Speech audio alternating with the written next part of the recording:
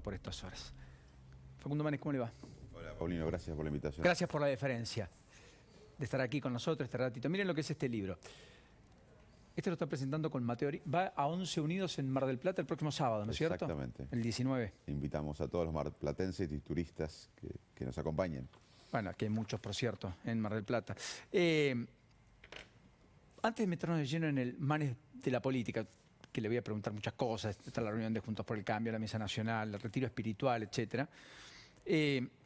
Podemos hablar un poquito de estas cosas que en la pandemia me parece que todos hemos hablado y a veces no todos hemos podido descubrir plenamente. Por supuesto. ¿Podemos meternos de lleno? Usted dice algo, quiero empezar por lo más complejo. Bueno, primero vimos un caso de violencia extrema, ¿no es cierto? En el libro vos decís que hay un 4% de los chicos que son agresivos crónicos. Es decir, que tienen baja tolerancia a la frustración, a la imprevisión, que tienen déficit de serotonina, ¿no es cierto? Contame un poquito cómo es el germen de esa violencia que la vemos todo el tiempo, aquí y allá, en todos los lugares, desde la neurociencia, lo que vos estudiás. Bueno, la violencia es multicausal en una sociedad. Como sabemos, hay varias causas para explicar los fenómenos violentos, pero sí, claramente la ciencia ha estudiado áreas del cerebro donde si uno las estimula se produce violencia en animales, en humanos. Y hay dos tipos de violencia, una premeditada y otra impulsiva. Y bueno, la neurociencia está abordando la violencia como un dato más para el entendimiento de la violencia en la sociedad actual, que como sabemos es alta, no solo en Argentina, sino a nivel mundial. Vos decís que existe una evidencia de que las personas creyentes viven más y mejor. Sí, no. ¿Crees eso de verdad? La ciencia cree en eso. Hay bastantes estudios que muestran que la gente que cree en algo mayor a uno mismo. O sea, ¿Puede ser un dios o puede ser...? Puede ser cambiar tu barrio, tu comunidad, tu país. Pero la gente tiene que encontrar un propósito. La clave para sentirnos felices en gran manera depende de encontrar un propósito que nos exceda, creer en algo. Una ser en una religión, en cualquier religión, puede ser creer en, como creo yo, que mi propósito es pertenecer a una generación, no de edad, sino a una camada de argentinos y argentinas que cambia el rumbo decadente. Pero cada uno puede encontrar un propósito, pero lo importante es que exceda los intereses de uno. Porque muchas veces los propósitos en la vida se confunden con los intereses egoístas de uno. Estoy hablando de algo que incluso perjudique los intereses de uno, pero que nos haga sentir parte de algo mayor. Eso da mucho bienestar. Y eso aumenta la expectativa de vida, claramente. Bueno, porque vos, hablando del bienestar, vos hablas mucho del bienestar, etcétera. ¿Qué es el bienestar? ¿Qué es la felicidad? Bueno, el bienestar está en la Constitución americana. Correcto. Buscar la felicidad, y en la Constitución argentina.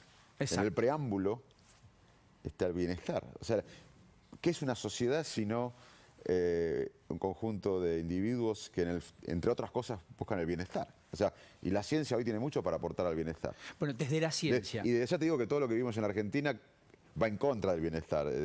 Hoy la Argentina es una sociedad tóxica. Tóxica, claro, sí. Primero que no hay sensación de rumbo. Eso, y tampoco la sensación de que alguien honesto progresa, que alguien que estudia progresa, que alguien que trabaja progresa. Uno ve que progresan a veces los delincuentes o los que están con la corrupción. Cuando yo crecí en mi pueblo, nadie me dijo, el país me lo decía implícitamente, que si yo estudiaba, trabajaba y me esforzaba iba a progresar, y así fue. Ese país no existe más. Entonces, muchas veces... ¿Vos crees que hay que reconstruir la Argentina? Y obvio. Lo sabe la sociedad. No es solo gestionarla, es reconstruir. Hoy la sociedad es más sensata que la dirigencia. Y la dirigencia le incluye a los periodistas también, a los empresarios, nos interpela a todos. A todos, porque todo lo que tuvimos una educación y lo que tenemos cierta influencia, tenemos una obligación. Tenemos que tener la voz por los que no pueden tener voz. Porque acá hay muchos argentinos sensatos que no tienen voz. Y lo que tenemos el privilegio de tener voz, o por lo menos un privilegio de haber estudiado, de haber tenido una posibilidad en la vida de desarrollarse en lo que uno hace, tenemos la obligación de pensar un sentido de nación, que hoy se ha perdido. Entonces, al perderse el sentido de nación, Argentina es un Titanic que se está hundiendo. ¿Así lo definís? Y sí, bueno, no lo defino yo. Yo vengo de la ciencia y te hablo con evidencia. En la década del 60, Argentina era modelo de educación en América Latina. Hoy evitamos los exámenes de PISA para que nos evalúen porque envidiamos a los vecinos. En un mundo que la economía es la educación, ¿no? Acá siempre hablamos de pobreza y de economía.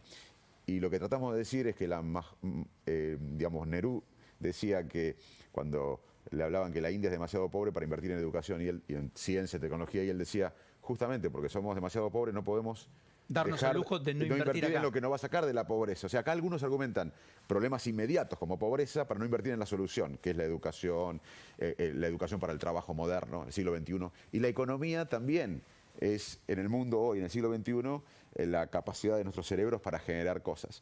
Y me parece que la Argentina, si uno ve las variables educativas del año 60, que éramos líderes en la región, ahora que envidiamos a los vecinos, ni hablar con el mundo, que estamos muy por detrás, las variables económicas, yo tengo 53 años, 22 lo viví en contracción económica, y las variables sociales, en el 75, no sé cuántos años tenías vos, pero yo tenía 6. No había nacido, nací un año después. Bueno, yo tenía 6 años, 5% de pobreza.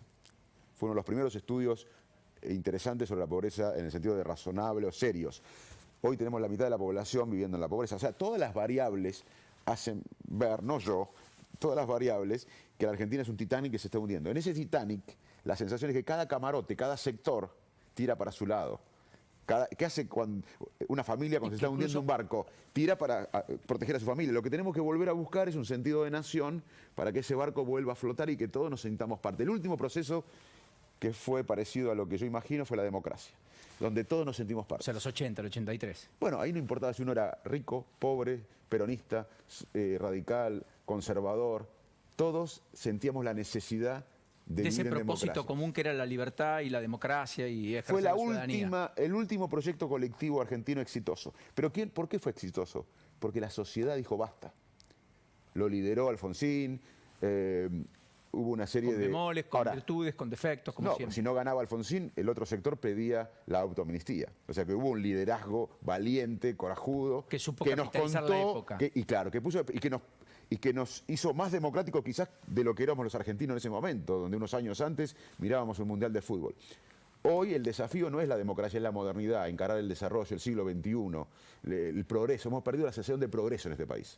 Hemos logrado sentir que el esfuerzo no vale la pena, que la gente se esfuerza y está peor que antes o igual que antes. Eso no pasa en el mundo. Quiero decirle que un país que involuciona sin guerra no es normal.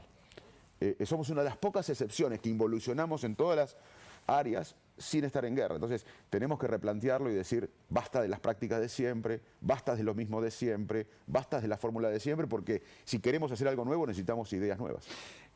Hablas de la felicidad en el libro y ¿sabes qué? Me quedó resonando la idea de que hasta no hace mucho tiempo científicamente desde las neurociencias se avalaba que el 50% de la felicidad estaba explicada por factores genéticos y ahora 38, más o menos. Veo que leíste el libro, muy bien. Siempre. Te agradezco. Sí, un aspecto importante desde la ciencia del bienestar, estudiar el bienestar, es que hay un 30%, antes se pensaba que más, pero hoy sabemos que un 30% depende de la herencia genética. Si vemos el día nublado o soleado, no importa cómo esté, hay un porcentaje que depende de la herencia genética. O sea, de cómo uno se planta frente a ese día nublado. Claro, ves esto lleno o vacío. Bueno, hay un porcentaje que es genético, un 30%. Esto se ha hecho en muchos estudios con gemelos, no viene al caso, pero hay bastante evidencia. Es lo que está en el libro, correcto. Pero el mensaje que yo daría es al revés, que hay un gran porcentaje de nuestro bienestar que se construye y que uno tiene que construir el bienestar. No es que yo voy a salir a la vereda ahora y por una varita mágica voy a ser feliz. El bienestar se construye, tiene que ver con las relaciones humanas. Una de las cosas que más nos da bienestar es cuántos vínculos humanos tenemos. Mucho más que si vos tenés un rating hoy, mucho más si tenés un ascenso social. Totalmente. ¿Cuántos vínculos humanos tenés? Porque y no tóxicos, buenos de salubridad. Y sí, porque los seres humanos sobrevivimos en la evolución porque logramos vivir en grupos complejos. ¿Por qué sobrevivimos más? No por nuestra fuerza, porque hay otras especies que tienen más fuerza que nosotros, ni por nuestro cuerpo. Sobrevivimos porque el grupo nos da más protección, nos da más posibilidad de alimentarnos. La soledad es una alarma biológica que nos recuerda que somos seres sociales. Como el hambre es una alarma biológica que tenemos que nutrirnos para sobrevivir. La soledad crónica, Paulino, que es una epidemia en el mundo hoy que se agravó con la pandemia, mata más, sentirse solo crónicamente mata más que la obesidad, el tabaquismo y la polución ambiental. Me impacta esa definición, ¿la puedes repetir? Sí, que sentirse solo crónicamente es un factor de mortalidad más importante que la polución ambiental y tan importante como la obesidad y el tabaquismo. Déjame decirte esto, ¿qué es sentirse solo? Yo cuando me fui de Buenos Aires a Boston, tenía toda una red social acá. Llegué a Boston, nevado, iba al Massachusetts General Hospital, un gran hospital. Frío, pero me tocó vivir con un rumano y con un japonés a 2 cuadras del hospital. Estaba con gente, pero me sentía solo. O sea, no pasa por vivir solo o estar acompañado, porque uno puede vivir acompañado y sentirse solo. Y uno puede vivir solo, pero tener una red de protección social. Eso nos da mucho bienestar. La soledad lo pones como un defecto y una alarma. Bueno, Japón creó el Ministerio de... A ver, estamos hablando de políticas públicas acá. Sí. El futuro de las políticas públicas tiene que ver con el bienestar humano. Inglaterra, antes de la pandemia, porque la soledad crónica también impacta enfermedades cardiovasculares y otro tipo de enfermedades. Inglaterra, antes de la pandemia, creó el Ministerio de la Soledad. Ahora, Japón creó el Ministerio de la Soledad. Donde hay una tasa de suicidio de las más altas del mundo. Bueno, y es una de las ventajas porque adolescente además también. Porque vivimos en la Argentina, porque todo el mundo se quiere ir. Yo me quiero quedar, como muchos, porque hay millones de argentinos que nos vamos a quedar. No renunciamos a la Argentina. Porque acá, ayer di una conferencia a un congreso americano de neurocientíficos que me pidió una charla inspiracional, porque piensa que estoy loco, que me dediqué a la política. Entonces les pareció tan loco la idea que me dedique a la política, que me pidieron, hablen en un congreso de neurociencia, y me pidieron un video inspiracional contando por qué. Entonces... Te habías dedicado... ¿Y qué nunca fue la charla más difícil de mi vida, porque cómo inspirar a científicos escépticos en otro idioma, contando de Argentina, que por ahí no conocen tanto. Y en una parte de la charla que escribí, estuve todo 3 días concentrado en esto, me conté cuando yo volví en el 2001. Y en el 2001 muchos me preguntaban, colegas, en ese momento, por qué me volvía, por qué me quedaba, porque me ofrecían trabajo afuera, porque veían las imágenes de un país caótico. Y con 5 presidentes y ahí entonces fui a buscar los emails de 2001 míos, que los tenía, y les decía que no había sensación igual en sentirse en el lugar de uno. Yo me levanté, todos los años que vivía afuera, en el exterior, vivía bien, porque estaba en un hospital bueno, tanto en Estados Unidos como en Inglaterra. No te sentías pleno. Cobraba bien, tenía un buen salario, pero me levantaba y no estaba en mi lugar. Esto es complicado, vivir en la Argentina es complicado, pero es nuestro lugar. Y esto es algo que tenemos que... Entre tanta depresión... Por eso te involucraste, por eso diste el paso haciendo alusión a... Y también tenemos que sacar la fantasía que afuera está todo mejor. Es cierto, afuera funcionan mejor las cosas, pero esta es nuestra tierra. Para un inglés quizás será mejor vivir en Inglaterra, o para un español vivir en España, pero esta es nuestra tierra. No hay una sensación parecida a vivir en la tierra de uno. Por eso no podemos renunciar a nuestro país. Hablas en algún momento del valor del ocio y el placer en el libro. Y hablas también de los trastornos de ansiedad, que intuyo la pandemia profundizó, al igual que la soledad, como problema endémico. Estaba viendo que en España, por ejemplo, no hay camas en los hospitales de Madrid para internar a chicos que intentaron suicidarse o que tienen trastornos psíquicos.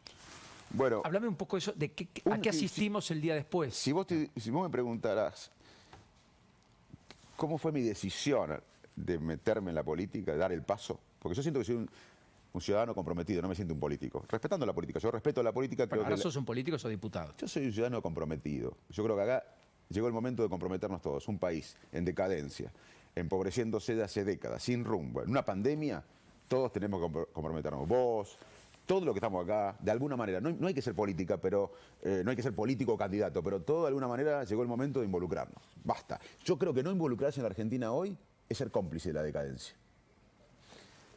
Involucrarse es en hacer algo más allá de uno por el país. Puede ser candidato o puede ser cualquier cosa, pero hacer algo por la patria. Ahora, si vos me decís, en mi decisión en esa presión que vos como periodista debes haber sospechado que tuve, o por información, porque vino el radicalismo a pedirme que yo dé el paso, un porcentaje, te voy a decir, ya que me preguntás, fue por el impacto en la salud mental que yo veía en los chicos, que nadie hablaba. Y yo creo que estamos entrando en una década del impacto mental. Se va a terminar este año, quizás la pandemia va a entrar en endemia, pero el impacto mental de la pandemia, sobre todo en los chicos, lamentablemente recién empieza. Y los chicos tienen ansiedad, tienen miedo, tienen obsesiones, tienen angustia. Estudios durante la cuarentena que hicimos en la Fundación INECO mostraban que en ese momento 7 de cada 10 chicos tenían angustia, ansiedad. Y lamentablemente, en términos culturales, económicos y de salud mental, recién entramos en la década de COVID. ¿Por qué pones en telejuicio el ser humano como ser racional? Porque no somos racionales. No podríamos ser racionales. Las emociones le dan color a nuestro estado mental. Somos seres emocionales. Tenemos emociones básicas, como la alegría, la tristeza, la ira, el asco, el miedo. Y emociones que son biológicas, que están en diferentes especies, en diferentes culturas. Y emociones secundarias como la culpa, el orgullo, la vergüenza, que son emociones que tienen que ver con el contexto, con la cultura. De todas las emociones, el miedo es la más importante. Y es el único que no puede ser pospuesto, ¿no? Exacto, muy bien, sos experto. Por eso hay que tener cuidado, porque en estas condiciones el miedo también se usa como coerción social. Y paraliza. El miedo del trabajador a agachar la cabeza para que no lo despidan. El miedo del ciudadano a ser perseguido. ¿Cómo enfrentamos el miedo entre todos? Porque muchos países están viendo que esto se vio en la historia, que las situaciones de crisis o de pandemia o de guerra son usados para coerción social. ¿Vos crees que vamos a un modelo híbrido entre lo presencial, lo digital, etcétera? Eso es lo que vos decís en el libro, digamos. ¿Crees que eso se consolida definitivamente? Sin duda, ¿por qué? Pero déjame insistir en un tema, porque todos saben del avance de la tecnología y que la pandemia nos permitió sacar el miedo a la deshumanización de la tecnología. Sabemos que la tecnología es bárbara, es más, estamos hablando acá, ayer hice un Zoom con las enfermeras, porque yo una de las cosas que quiero hacer es jerarquizar la enfermería en la Argentina, desde la Cámara, porque los médicos no seríamos nada sin las enfermeras. Bueno, de hecho tenemos muchos déficits de enfermeros. Bueno, la tecnología es fantástica y le hemos perdido el miedo a la deshumanización que planteaban algunos, pero lo que viene es la valoración de procesos humanos que la tecnología nunca va a poder superar. La inteligencia artificial, aún la más sofisticada en los próximos años, o la computadora más sofisticada, no va a poder superar procesos cerebrales humanos que nos hacen únicos. Y ahí está la base de la educación del presente y del futuro, y de la base de los trabajos del presente y del futuro. La gente que tenga empatía, que maneje equipos, que tenga compasión, que maneje la inteligencia colectiva, que decida ahora pensando en el largo plazo. Una serie de factores humanos que la inteligencia artificial y las computadoras sofisticadas van a reemplazar, van a tener más trabajo, más oportunidades. Hay un factor humano que hay que invertir. Y claramente vamos a un mundo híbrido. Las máquinas ya hacen cosas mejores que nosotros, pero nunca van a ser mejores que nosotros en muchos procesos que los seres humanos tenemos una capacidad única. Y ahí hay que invertir en el trabajo del futuro y del presente, en la educación del presente y del futuro, pero claramente vamos a un mundo híbrido. Hablemos de política un poco. Primero, ¿te imaginas levantando la mano o no para aprobar el acuerdo con el fondo?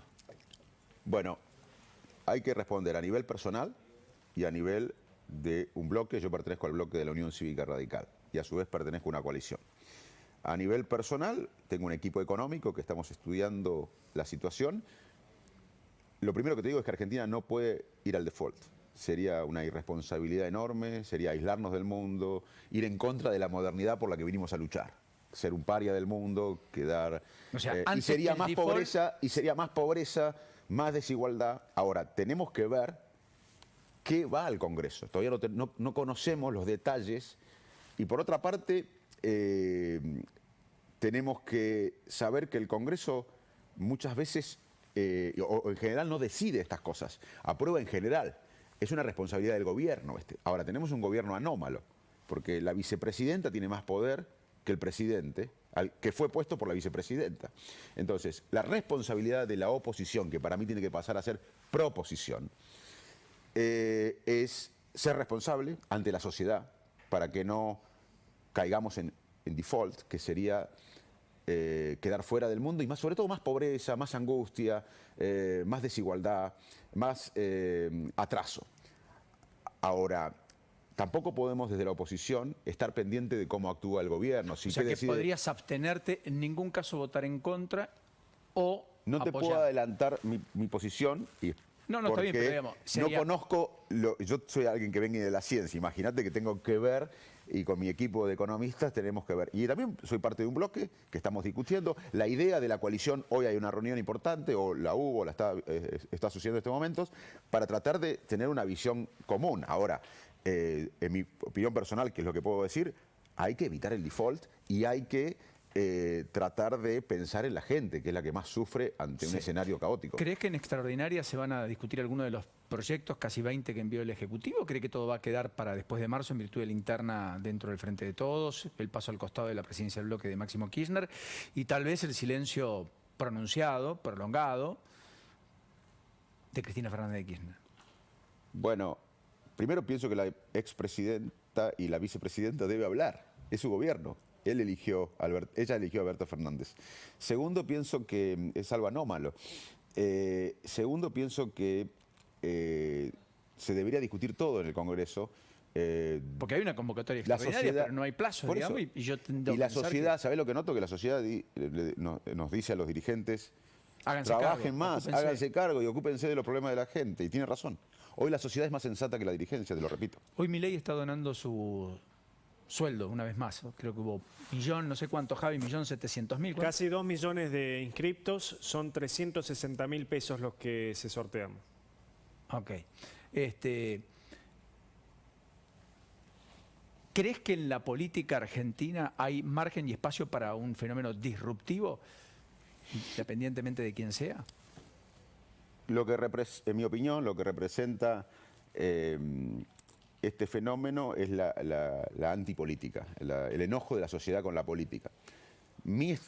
Yo lo percibo, también me metí en la política porque hay un cansancio de las fórmulas de siempre, las prácticas de siempre. Ahora, yo creo que es a través de la política.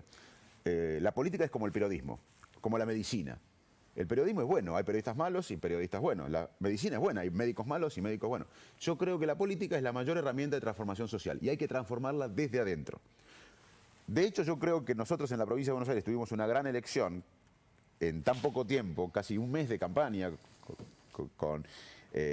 enfrentando aparatos poderosos, tanto del PRO como del peronismo, porque representamos también algo nuevo, algo diferente, pero lo hicimos dentro de la política. Yo creo que el cambio es dentro de la política porque si no es el caos. Entonces, yo creo que este fenómeno expresa el cansancio de la gente con la dirigencia, con la corrupción, con la decadencia que describíamos al comienzo, pero la estrategia para eso para mí es dentro de la política.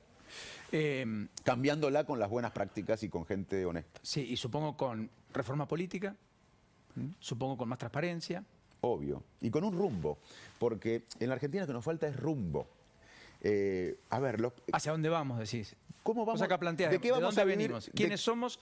¿Hacia dónde vamos? ¿Y de qué vamos a vivir en un mundo en donde la economía es la capacidad de exportar valor agregado? Si nosotros... hay que hacer lo que hizo el campo, pero en todas las otras áreas. El campo, hace unas décadas, viene invirtiendo en innovación, en genética, en tecnología, en organización. Y hoy exporta mucho más de lo que hubiese exportado si no hubiese hecho eso. Pero además el campo puede crecer mucho más si un gobierno no le pone el freno de mano con la bioeconomía, con la biotecnología.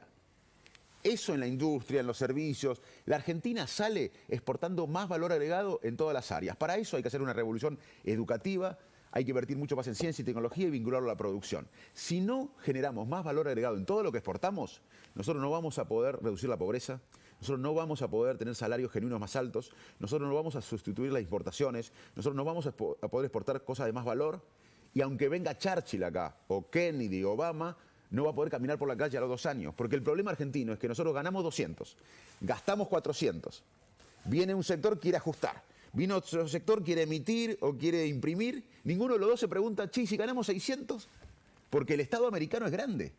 Yo les pregunto a los que están en contra del Estado, ¿qué opinan de Estados Unidos, que tiene un Estado enorme? La Fuerza Militar Americana es del Estado. ¿Pero por qué la puede pagar? Porque produce mucho.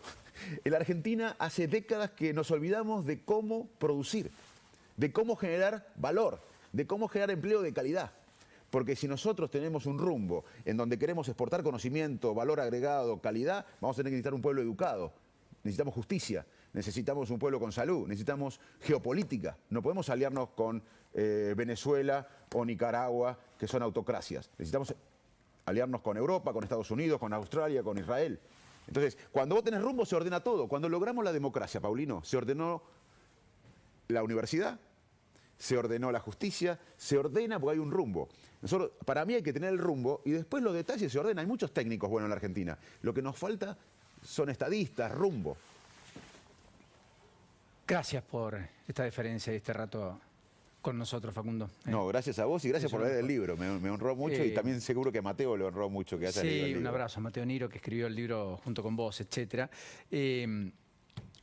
¿Sabes qué? Me quedó lo último nada más que no quiero dejar pasar por alto, porque entre tantas cosas que vos hablás acá, del fenómeno de la violencia, etcétera, el Alzheimer, el Parkinson, el Alzheimer o el Parkinson, que son los principales flagelos de la vejez, entre comillas. La depresión, la ansiedad. La depresión, la ansiedad es un miedo anticipatorio. Claro, miedo anticipatorio, exactamente. Patológico. Exactamente.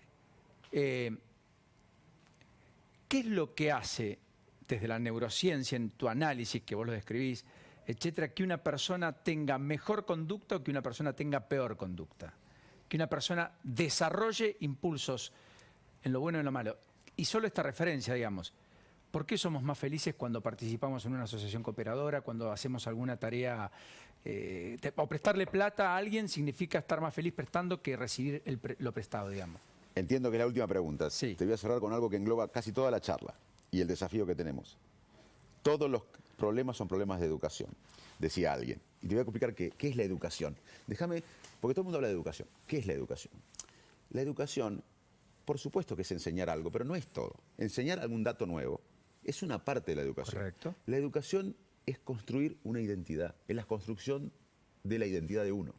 La educación es tener la autoestima para perseguir los sueños de uno.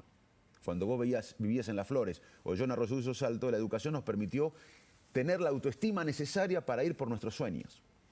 Y estamos los dos hoy acá.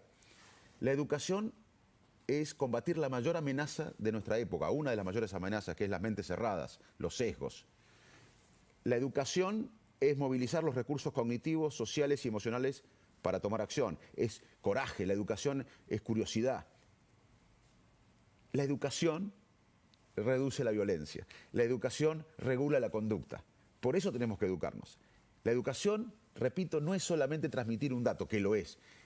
Tiene que ver con la construcción de nuestra identidad, con nuestra autoestima, con la compasión, con la generosidad. Entonces, sin educación, solo hay atraso. Gracias, ahora sí. Hasta la próxima.